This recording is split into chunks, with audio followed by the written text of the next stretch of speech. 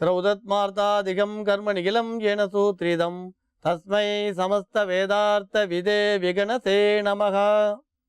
வக்ரதுண்ட மகாகாயா சூரியகோடி சமப்பிரபா நிர்விக்னம் குருமே தேவா சர்வகாரேஷு சர்வதாம். யோகப்பட்டேன பத்தாங்கம் திரிநேத்திரம் சாந்த விக்கிரகம் தியாயே சமஸ்த தோஷக்னம் பாதாத்மஜம் அகல்மஷம். கிருஷ்ணம் வந்தே ஜெகத்குரு. ஜெயந்தி மங்களாகாளி பத்ரகாளி கபாலினி துர்காஷமா சிவாதாத்ரி சுவாகாசோதா நமோஸ்துதே. குரு பிரம்மா குரு விஷ்ணு குருதேவோ மகேஸ்வரகா குரு சாட்சாத் பரம்பிரம்மா தஸ்மை ஸ்ரீ குருவே நமக. அஸ்மத் குருபியோ நமக. விகனச மகா குருவே நமக. அனுமன் சுவாமிகள் ஆசிகளுடன். ஏற்கனவே இந்த செவ்வாய் தோஷம், மாங்கல்ய தோஷம், ரஜ்ஜு தோஷத்தை பற்றி நிறைய சொல்லியிருக்கோம். இப்போ ரெண்டு ஜாதகங்களை பார்த்துட்டோம். ரஜ்ஜு தோஷம் இருக்குது பெண்ணுக்கு, கல்யாணம் பண்ணிங்கன்னா மாமனார் இறந்து போயிடுவார் அப்படின்னு சொல்லிட்டான். இவா வந்து ரெண்டு பேரும் நான் ஒரு 2-3 வருஷமாக கல்யாணம் பண்ணணும் பேசி சத்திரம் கூட பார்க்கக்கூடிய நிலையில் ஜோதிடர்களை போய் பார்த்தா. நம்ம அடிக்கடி சொல்லுவோம், முதல்ல ஜாதகத்தை பார்த்துக்குங்க, அப்புறம் பெண் பிள்ளை மனப்பொருத்தம் பாருங்கள், அதுக்கப்புறம் சத்திரம் பாருங்கள். ஆனால் சில பேர் ஒரு அதீத வேகத்தில் சத்திரத்தையும் பார்த்துட்டோம், ஒரு டேட்டையும் பார்த்துட்டு தேதியும் குறிச்சுட்டு அப்புறம் பெண் பிள்ளையும் பார்க்க சொல்லிட்டு கடைசியாக வந்து இந்த ஜாதகம் பார்க்குறதுக்கு வருவாள். அதில் தான் வந்து சிக்கல் வந்துடுது. இப்படி மாமனாருக்கு ஆகாதுன்ற வச்சனம் தவறுன்னு ஏற்கனவே பல முறை நாங்கள் சுட்டி காட்டியிருக்கோம். இந்த ஆயுள் பாவ கணிதம்ன்றது அவங்க தலையெழுத்து அவங்கவுங்க தான் நிர்ணயம் பண்ண தவிர ரஜ்ஜு தோஷம் நிர்ணயம் பண்ணவே பண்ணாது, பயப்படவே வேண்டாம்னு சொல்கிறோம். இப்போ இந்த பயப்படவே வேண்டாம்னு சொல்லும்போது ஒரு விஷயத்தை புரிஞ்சுக்கணும். ஜோதிட சாஸ்திரங்களில் என்ன சொல்லித்து நம்ம அதை எதுக்கு பயன்படுத்தணும், எப்படி பயன்படுத்தணுன்றது ரொம்ப ரொம்ப முக்கியம்.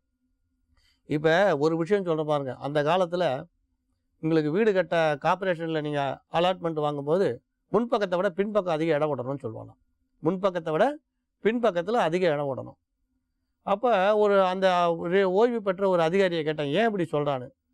ஒரு 40-50 வருஷத்துக்கு முன்னால், 30 வருஷம் 40 வருஷத்துக்கு முன்னால் வீட்டு தோட்டத்தில் கிணறு இருக்கும், அதேமாதிரி பசு கட்டுவா, அப்போது துணி துவைக்கிற கல்லாம் இருக்கும். இப்போ நம்ம முன்பக்கத்தை விட அந்த காலத்தில் பின்பக்கம் விடணும்னு சொல்லியிருந்தோம். அப்படி இப்போ காலம் மாறி போச்சுருந்தோம். முன்பக்கம் இப்போ பார்த்தீங்கன்னா கார் போர்ட்டிக்கோ வந்துடுது, கிணறே காணாமல் போச்சு.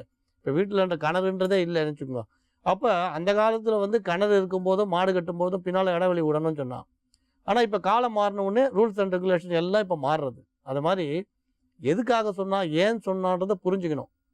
ஒரு வடமொழி படித்த பண்டிதர் சொன்னார், ஆடுக்கும் 7 வருஷம் புழங்காத நெல்லுக்கும் ஒரே வார்த்தை ஒரு இடத்துல வருது. அதாவது ஆட்டுக்கும் 7 வருஷம் புழங்காத நெல்லுக்கும் ஒரே மாதிரி வருது. அப்போ 7 வருஷம் புழங்காத நெல்லை சாதமாக்கி அரிசியை வந்து குத்தி சோறாக்கி ஓமத்தை பண்ணு யாகத்தை பண்ணுன்னு சொன்னால், ஆனால் அந்த 7 வருஷம் புழங்காத நெல்லை அரிசியாக்கி சோறு பண்ணி யாகத்தை பண்ணுன்றதை விட்டுட்டோம். ஆட்டை வெட்டி யாகம் பண்ணால் எவ்வளோ ஒரு இந்த இடத்துல வித்தியாசம் வருதுன்னு சொன்னார். அதேமாரி பார்த்தீங்கன்னா சித்தர் பாடலில் தலைச்சன் பிள்ளை அப்படின்றதுக்கு ரகசியமாக ஒரு விளக்கம் சொல்கிறார் தமிழில். இதெல்லாம் ஏன் குறிப்பிடுறோன்னா, இந்த ரஜ்ஜு தோஷம்னு சமஸ்கிருதத்தை தவறாக புரிஞ்சுட்டு மாமனார் இறந்து போடுவார்னு சொல்லி கல்யாணத்தை நிறுத்துகிற வேலை செய்ய வேண்டாம் அப்படின்றதுக்காக சொல்கிறோம். இந்த ரஜ்ஜு தோஷம்னு பயப்படுறோம் இல்லையா, மாமனாருக்கு ஆகாதுன்னு, அதை சரியாக புரிஞ்சுக்கணுன்றதுக்காக இந்த வசனங்களை சொல்கிறோம். ரெண்டாவது, ஒரு வார்த்தையை ஏன் சொன்னால், எதுக்கு சொன்னால், எந்த காலகட்டத்துக்கு சொன்னான்னு பார்க்கணும். எந்த காலகட்டத்துக்கு எதுக்காக சொன்னான்னு பார்க்கணும். இங்கே தலைச்சம் பிள்ளை அப்படின்னு தென்னை மரத்தை குறிப்பிடுறான். தலைச்சம் பிள்ளைன்றது ஒரு தென்னை மரத்தில் முதல்ல காய்க்கக்கூடிய காயை எடுத்து அதில் விதைச்சி அதுலேருந்து வரக்கூடிய காயை எடுத்து சித்தர்கள் வந்து உங்களுக்கு மை பண்ணான், அஞ்சனம்ன்றது சொல்லுவான், அந்த அஞ்சனம் பண்ணான். ஆனால் இவன் என்ன பண்ணிட்டா, தலைச்சம்பிள்ளையோட மண்டை ஓடுன்னு எடுத்துட்டான். தேங்காய் ஓட்டை போய் தலைச்சம்பிள்ளை மண்டை ஓடுன்னு அபத்தமாக அர்த்தம் பண்ணிட்டான். தேங்காய் ஓட்டை தலைச்சம்பிள்ளையோட மண்டை ஓடுன்னு தவறாக அர்த்தம் பண்ணான். அவள் தமிழில் ஏன் தெளிவாக சொன்னான். இன்னொன்று கேட்கலாம், ரொம்ப சுலபமாக எழுதி வைக்கக்கூடாதா? நீங்கள் ஒரு நல்ல ஆயுதத்தை, கத்தியை நீங்கள் எல்லார் கைப்பட வைப்பீங்களா? கீழே நல்ல கூர்மையாக இருக்கிற ஒரு கத்தி, அதை எல்லார் கைப்படுற இடத்துல வைப்பீங்களா? வச்சா என்ன ஆகும்? ஒரு 2 வயசு 5 வயசு குழந்தை வரும், கையை கிழிச்சிக்கும் இல்லை கழுத்தை கிழிச்சிக்கும். அப்போ எவ்வளோ பாதுகாப்பாக வைக்கிறோம். ஒரு கத்தியை வந்து பாதுகாப்பாக வைக்கும் பொழுது உங்களுக்கு இந்த வித்தைகளை, ரகசியங்களை இன்னும் எவ்வளோ பாதுகாப்பாக வைக்கணும். அதனால் தவறானவங்க கிட்ட இந்த சாஸ்திரம் போகக்கூடாதுன்னு சித்தர்களும் மகான்களும் அதில் ஒரு ரகசிய குறியீடு வச்சா.